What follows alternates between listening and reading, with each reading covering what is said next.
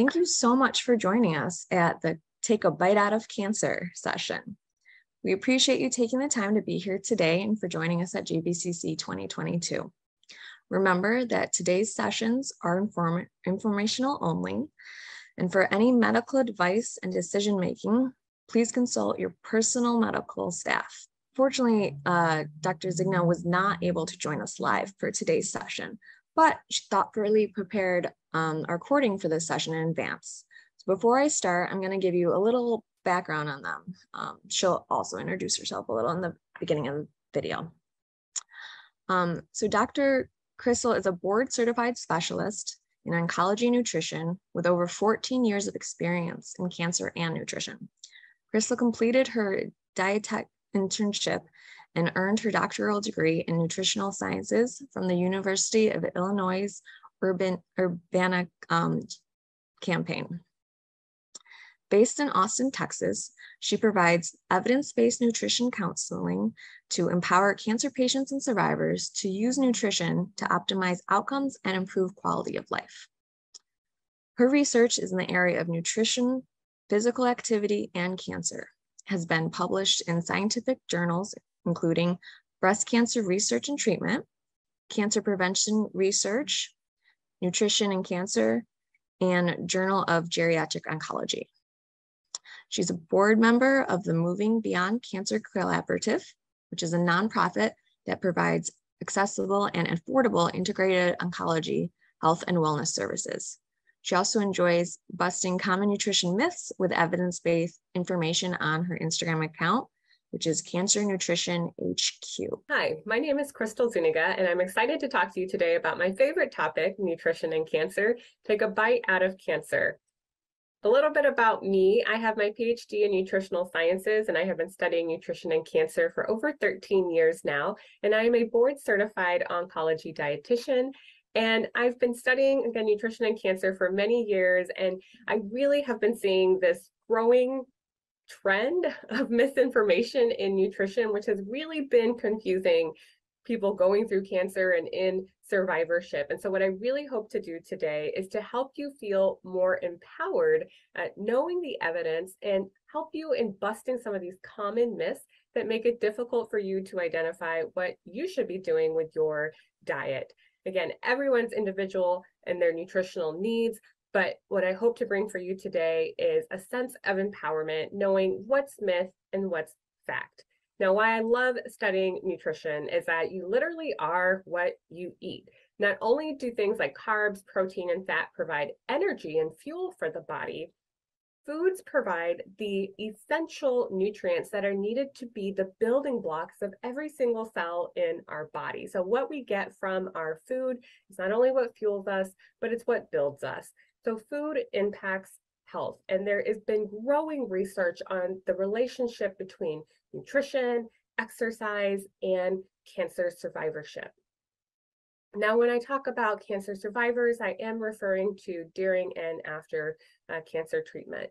And the nutrition guidelines for cancer survivors has been put together by several independent organizations where they bring together panels of experts to evaluate the research and look at the evidence as a whole and come up with recommendations to provide for the public.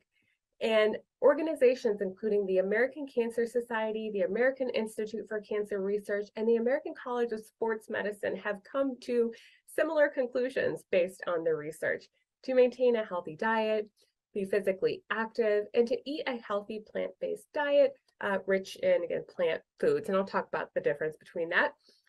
But really, they've come to similar consensus because they've looked at the same body of research and have identified this role between nutrition, physical activity, and cancer outcomes and quality of life.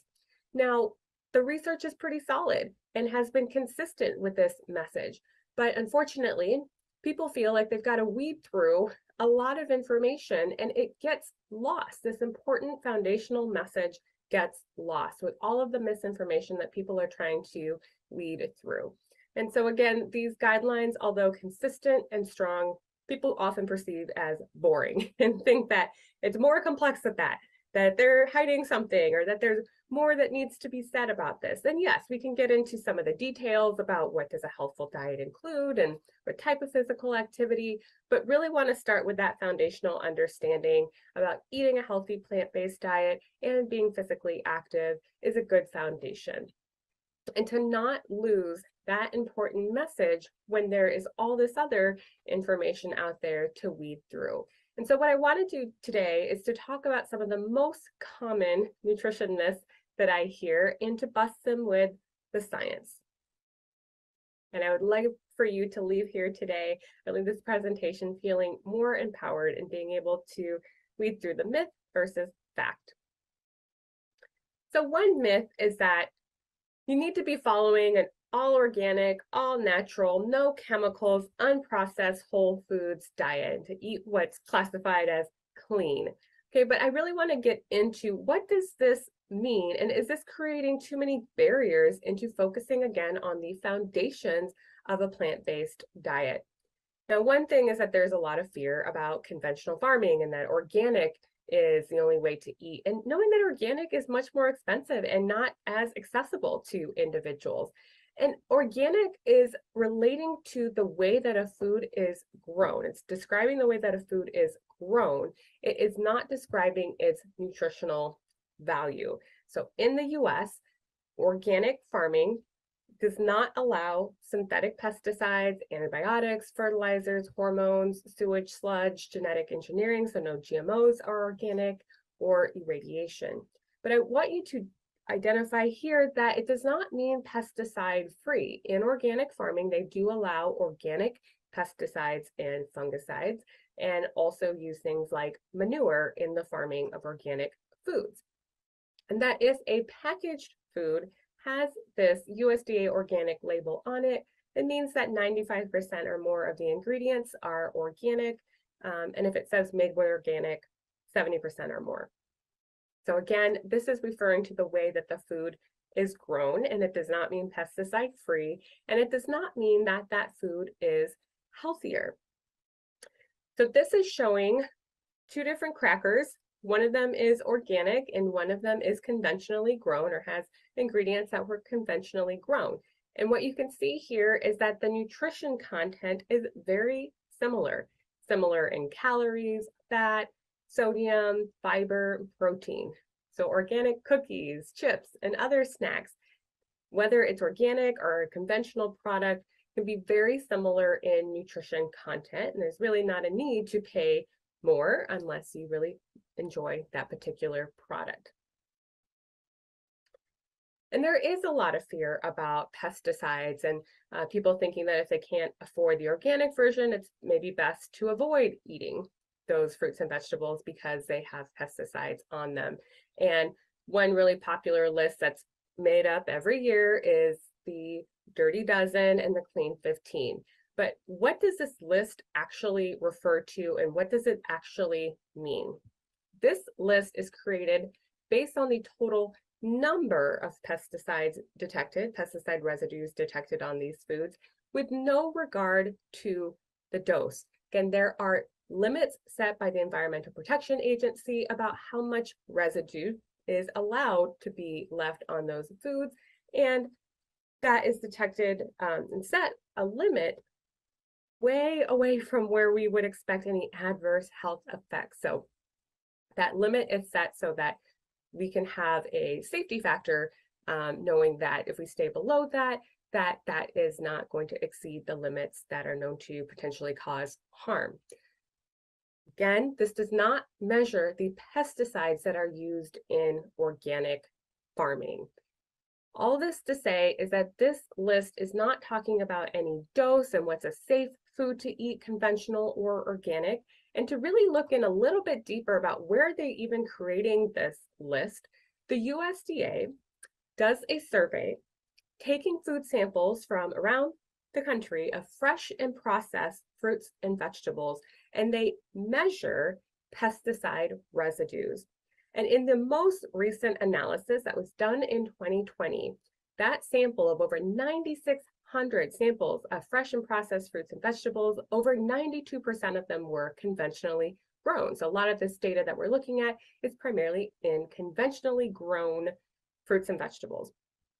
They found that 30% of the foods sampled had no detectable pesticides, and less than 0.5% of that 9,600 samples had pesticide residues that were above the EPA limits. Again, altogether showing that the pesticide residues on conventionally grown produce is still very low and in some instances not detectable. There's also a lot of fear that GMOs are unsafe and people trying to avoid this. Public perception is that they're dangerous and harmful. While we have different organizations that have looked at the science and have come to a similar consensus that GMOs are safe. And I like to start off with this, with myth busting the things about organic and GMO, because it can create barriers, again, and focusing on the foundations of eating enough fruits and vegetables. We know that less than 10% of Americans meet the recommended intake of fruits and vegetables. So the problem really isn't the pesticides, it's that people aren't consuming enough fruits and vegetables to begin with. And the research shows that diets that are higher in plants, whether conventional or organic, can lower the risk of cancer, cancer recurrence, and many other chronic diseases. So non-organic produce is better than not eating any fruits and vegetables or not eating enough fruits and vegetables. And there have been no human clinical studies that have shown that organic foods are better in terms of reducing the risk of cancer recurrence or cancer progression. Again, other things that consumers have to weed through in this information at the grocery store is labels like natural, no artificial flavors or preservatives, no colors, all of that. So really don't get lost in the weeds. Some of these things aren't even regulated and they are more marketing and just trying to follow the trends of what consumers want. And instead focus on the foundations of choosing whole foods, more nutritionally dense fruits, vegetables, whole grains, beans, legumes, and don't get lost in the labeling. There's another thing is that people become fearful of, well, if you can't pronounce it, don't consume it. And yes, I want to promote a whole foods-based diet, but sometimes processed foods are going to be more convenient, more accessible, and just because it is processed, doesn't mean that it is unhealthy and that there are different levels of processing of food. And sometimes these ingredients that might look scary to the consumer are actually very safe and are derived from food and naturally found in foods. For example, citric acid adds a tangy sour flavor, and that's naturally found in citrus fruits. Ascorbic acid is vitamin C and often used in foods as an antioxidant. Tocopherol is just another name for vitamin E, which is an antioxidant. Knowing that these are ingredients that have been approved and safe to be in our foods. And a reminder that everything is made up of chemicals. If we looked at the ingredient list of something like an egg, these are a lot of very challenging words that you might have difficulty pronouncing, and that really the dose makes the poison, that there are poisons in some fruits and vegetables, but we do not consume high enough doses of those for them to cause harm. And so again, really don't want people fearful of food because it makes it more challenging to make a healthful diet because you're constantly challenging yourself and being fearful around food, that it feels like no decision is the right decision and it creates an unnecessary barrier. And then a lot of this fear mongering about chemicals and using the word toxins makes people think that then they need to buy a detox or a cleanse to get rid of these chemicals that they are exposed to. And a reminder that we have natural detox systems, including our liver and our kidney, that help us deal with the daily toxins that we are exposed to in our environment, regardless of what's in our diet. And so what we can do with nutrition is to try to best support those detox systems by drinking adequate fluids, eating a variety of fruits and vegetables that have compounds that we know can actually improve the activity of our natural detox systems. So you don't have to buy into cleanses and detoxes, enemas. because what we can do on a daily basis is support liver function, support excretion of those compounds through the kidney, and also through regular bowel movement. So save your money there on detoxes and cleanses. Because also, that kind of goes into the world of supplements. A lot of these detox products are often dietary supplements, and many people think that they need to take a supplement to prevent recurrence. And the recommendations from the American Institute for Cancer Research are to not rely on supplements for cancer prevention, and instead to focus on a balanced diet with a variety of foods, because supplements are not harmless and they're also not a cure-all. Here in the US, an important reminder that dietary supplements, although they are regulated by the FDA, do not have to provide any proof of safety, efficacy, or purity before they are allowed to be on the market. So anyone can make a supplement and sell a supplement.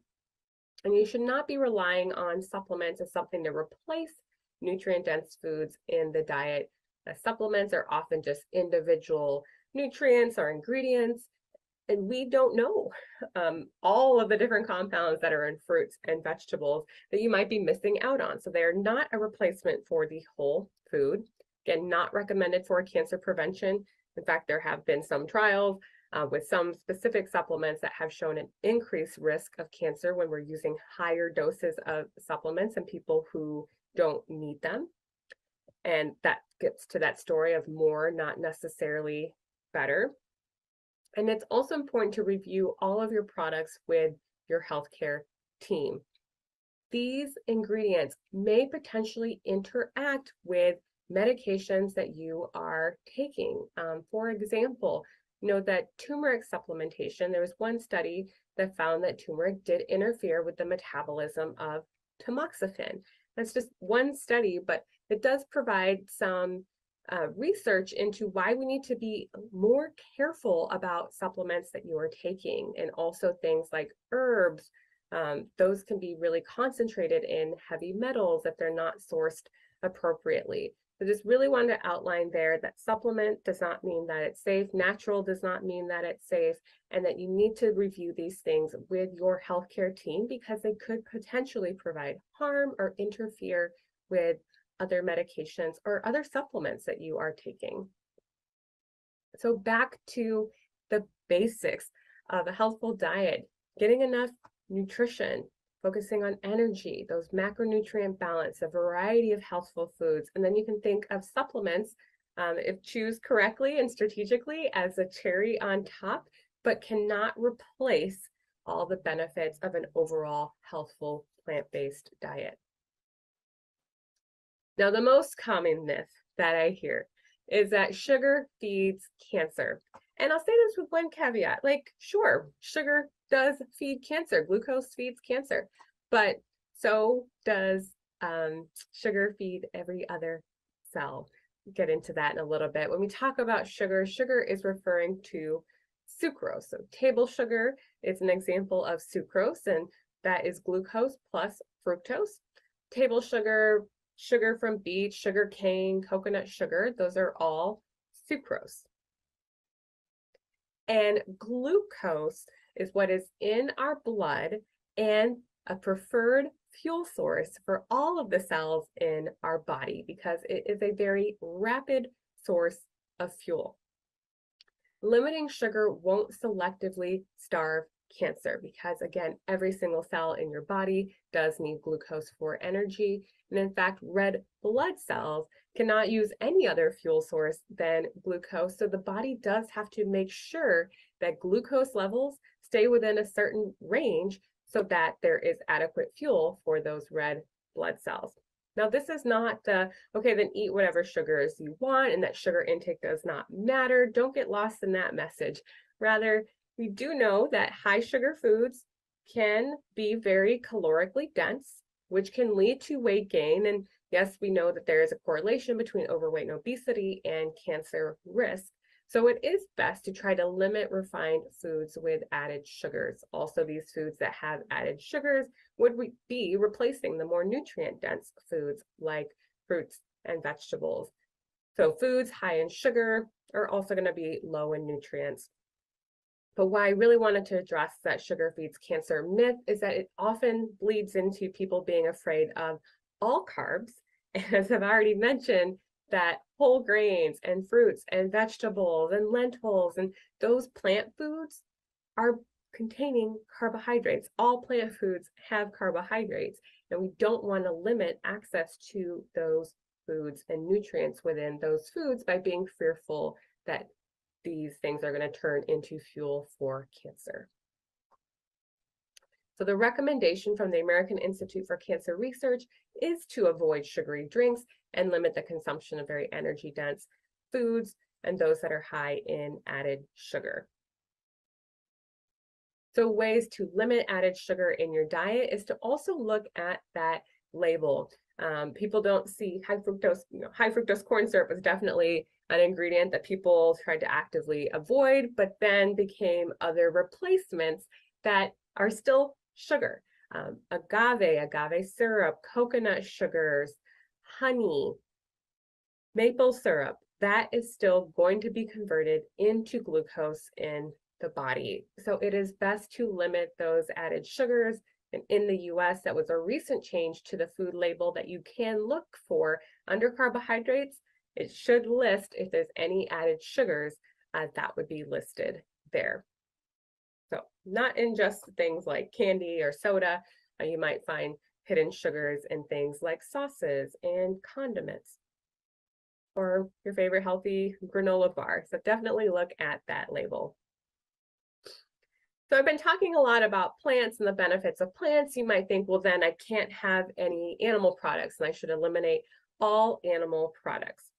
Well, the research shows that there's no clear evidence that a vegetarian or vegan diet is more protective than a mostly plant-based diet that includes some small amounts of lower fat meats and dairy foods. So that to say, if you want to incorporate animal products into your diet to help meet your higher protein needs or nutritional needs, that is safe to do so. Plant-based means plant-forward, means plant-focused, that the majority of your diet is plants, and that you can use animal products to provide some of that protein, additional protein that you might need. Now, there are specific recommendations to limit red meat to less than 12 to 18 ounces per week because of that association with colorectal cancer, and to also avoid consuming processed meat. That would include things like deli meats, bacon, hot dogs, sausages, because of the nitrates and nitrites that are in there as well. Again, that plant forward and plant focus means that you are consuming a diet that's primarily based in whole foods, fruits, vegetables, lentils, beans, legumes, and those are providing fiber, micronutrients, and phytochemicals, which are compounds that are in fruits and vegetables and other plant foods that aren't necessarily needed and essential for our body, but provide additional health benefits. And that these are also compounds that can promote the activity of natural detox systems that I mentioned earlier. And the more variety that you can expose yourself to in your diet, the better. And now with this rise in the interest in plant-based and plant-forward diet, there has been a lot more of these vegan, vegetarian, plant-based protein options. And again, I do want to reiterate that you don't need to be fearful of chemicals, but also don't make this assumption that because it is plant-based that it is automatically a healthier choice. Here on the left is an example of a nutrition label for a product that is a plant-based meat replacement versus ground beef. And you can see that this is much higher in calories, also very high in fat. It has 18 grams of fat because they are using canola oil, 390 milligrams of sodium, so much higher in sodium. Yes, similar in protein content, but this is primarily a conglomerate of some isolated protein from a plant mixed with oils and flavoring. So if you can get more towards the whole plant, the better. But again, want to look out for some of these more processed versions of plant-based products out there. They're trying to meet consumer demand, not necessarily looking to make the most nutritious product out there. You still have to be a wise consumer, a savvy consumer. But sometimes people are afraid of some plant foods like soy, and this is a really big one in the breast cancer community, endometrial cancer, afraid of soy and soy products because of the fear that this would contribute to estrogen levels. Where this came from is that soy isoflavones, so these are compounds that are in soy, have a very similar structure to estrogens. And the fear is that at high levels that these can bind to an estrogen receptor and stimulate growth. In early animal research where they're using very isolated and high concentrations of these compounds, there were some suggestions that that was having adverse effects on tumor growth. But when we look at the research in humans, we do not see that story. Soy foods contain several key nutrients and phytochemicals shown to protect cancer, and that the research has been fairly consistent that moderate amounts of soy foods may actually lower the risk for breast cancer and recurrence. And highlighting there, referring to whole foods, so things like tofu and soy milk and edamame, not, for example, those soy protein isolate processed foods. Best to maybe limit to 1 to 2 servings a day, and to avoid soy isoflavone supplements. Those are often marketed for things like women's health or bone health or estrogen hormone balance, when you're getting really high concentrations of extracts of the compound. And this is very different way that it's going to act in the body than if you're getting this from whole foods. So just an example here of showing the different amount of isoflavones and things like edamame, tofu, soy milk, versus if you had a soy protein concentrate type of product. Also, people then start becoming fearful of anything that mentions the word soy, but there are little to zero isoflavones in soybean oil, soy sauce, or you might see soy lecithin in a salad dressing because it functions as an emulsifier, but those do not have any isoflavones. So soy can be a very high protein, high fiber, high calcium plant protein as you're trying to limit the amount of animal protein that you have in your diet. It's also very affordable and accessible food. Sometimes people think that they need to eat exotic and expensive superfoods because they are so nutritionally dense and have all of these properties that other foods do not have. Start off there that there are no miracle foods. Besides what the internet says about natural cures to cancer or that certain foods that kill cancer, that's not the way it works. There are no miracle foods, and there's not just one food that is needed for cancer prevention. And as I mentioned earlier with phytochemicals, phytochemicals is referring to the compounds that are in plants that, although they are not essential for us, we can live without them. They are compounds that have been shown to have either antioxidant, anti-inflammatory, anti-cancer, antiviral properties. And this is just a small selection of some of the compounds that have been found in foods that further research has shown that they have these types of benefits when consumed. And all this to say is that these are some great ones here, but that does not mean that squash is not beneficial or what's not on the list here, like a yellow pepper, for example. A lot of the colors, this variety of colors, are because of the phytochemicals that are in these foods. So for example, what's in a blue raspberry is going to be different than what is in a red tomato, than what is in a orange. And so the more variety of phytochemicals that you can expose your body to, the better. And we want to aim to consume at least 5 servings of fruits and vegetables a day. And most Americans, 90% of Americans, are not meeting that recommended intake. And back to that early part of the presentation, does not matter whether that's organic or conventionally grown. You just want to expose the body to as many of these plant-based compounds, because the more variety, the better. And this is why I also don't recommend following a strict and restrictive diet that makes it more difficult to include this variety of healthy compounds in our plant-based foods. Common ones that I hear people want to trial during or after cancer is the keto diet or the intermittent fasting protocols. And I wanted to touch on those just a little bit. As far as the keto diet, there has been some very interesting animal research about potential benefits of the ketogenic diet for suppressing cancer growth. But when we look at the human research, that is just not that strong. The research has been primarily in brain tumors or advanced cancers that were not responsive to other treatments. Many of them did not have any control group, so we can't compare the keto diet versus a standard diet.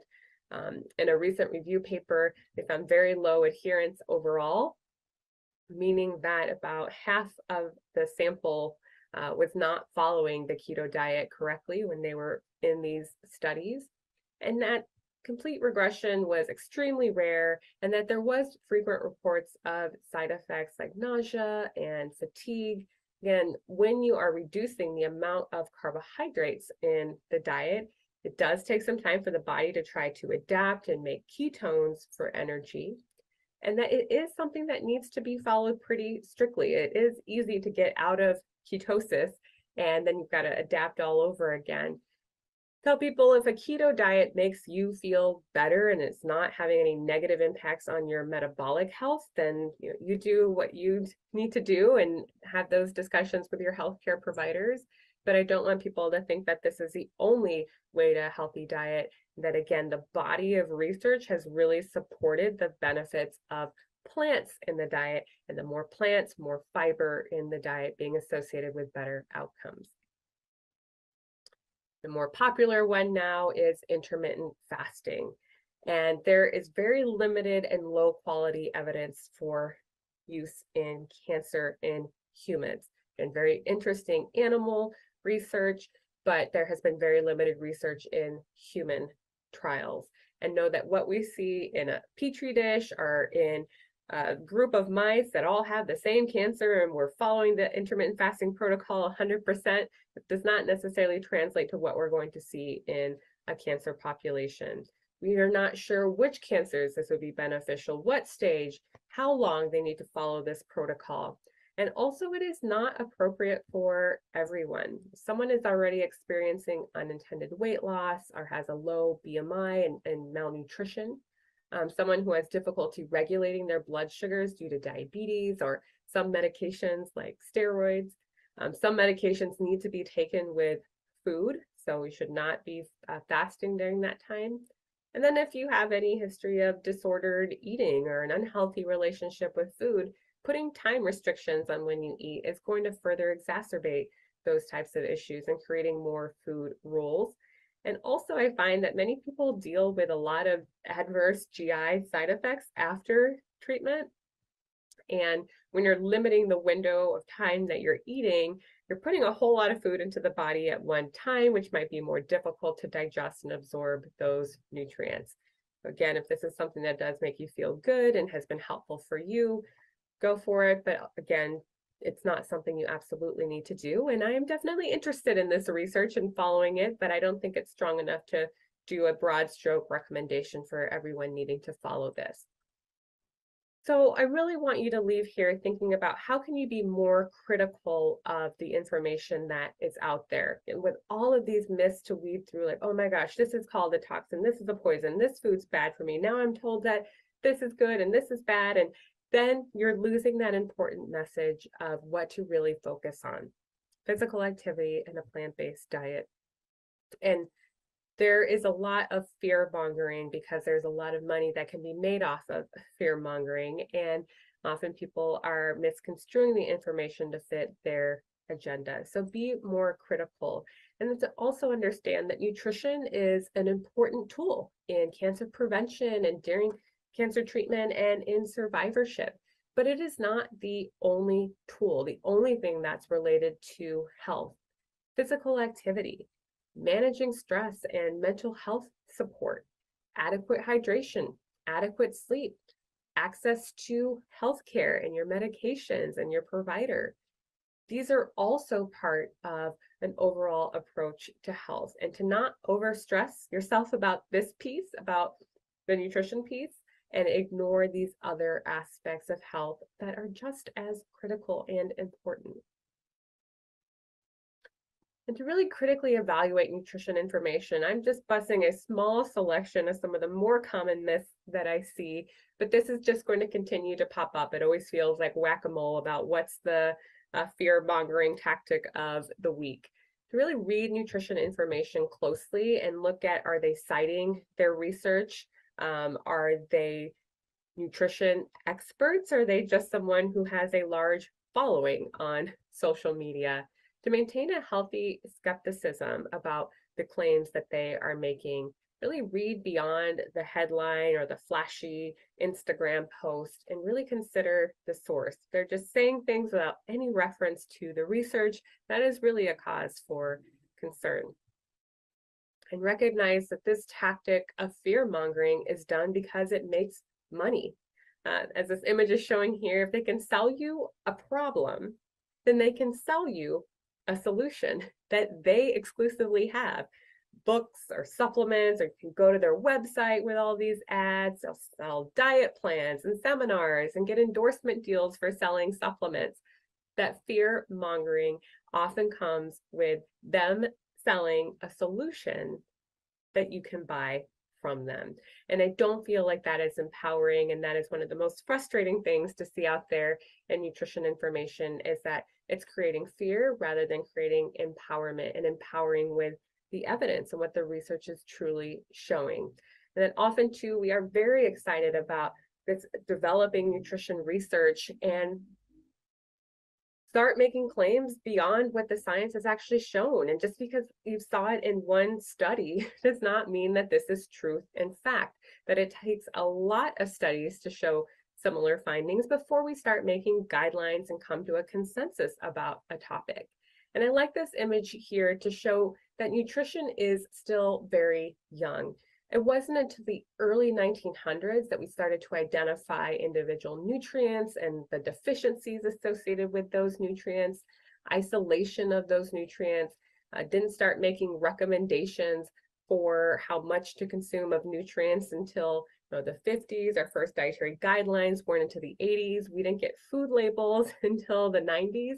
And so we really are a young field. And although it is growing quickly, people are jumping ahead to think of what we actually know, selling stool sample tests, saying that you can get individualized diets. The science is just not there yet. Just because they can sell you a product on something does not mean that the science is actually there to support that.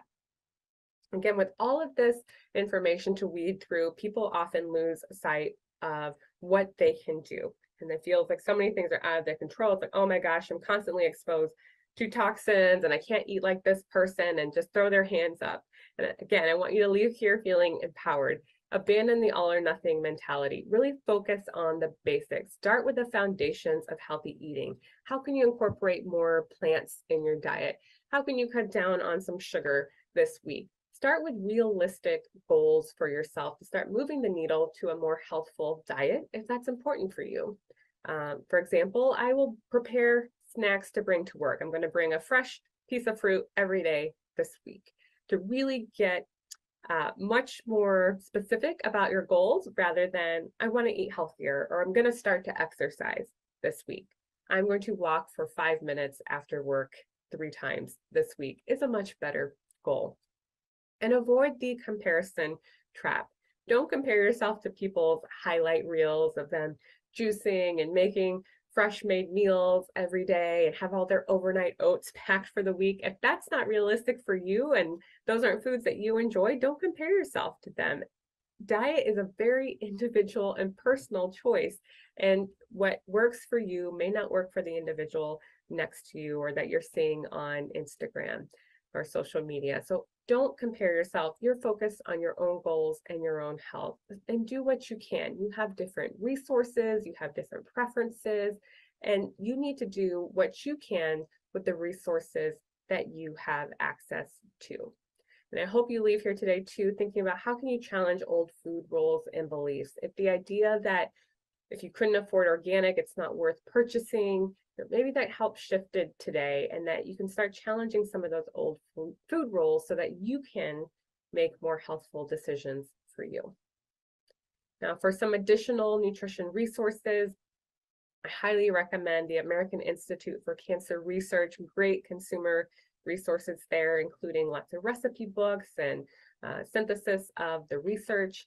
The American Cancer Society has some good resources for consumers as well about diet. The National Cancer Institute, and if you're interested in dietary supplement, the Office of Dietary Supplements from our National Institute of Health also has a little database where you can look up an ingredient and learn about the research on that. And if all of this does seem still pretty overwhelming for you to navigate, you might find it helpful to work with a registered dietitian one-on-one. In the US, nutritionist is not the same thing as a dietitian. To be a registered dietitian, you have to have a 4-year degree from an accredited university and do a minimum 1,000-hour supervised clinical internship, pass an exam, and maintain 75 continuing education credits every 5 years. And to be a nutritionist, you just have to call yourself a nutritionist or call yourself a health coach. It's not the same thing. So if you really are looking for more evidence-based practitioner, finding a registered dietitian may help. And there's someone that can consider you as an individual and really tailor a nutrition plan for you and focus on a food first approach. So with that said, I am again so excited that I had the opportunity to bust some of these common myths here, and you can find me on Instagram at Cancer Nutrition HQ, where I try to empower people with research so that they can know more and fear less. Thank you for your time today. All right. Thank you so much for being part of this session with us. If you have any questions, please email them to contact@grithealth.com, and we'll try to get them answered for you. Thanks again for joining us, and have a great rest of your day.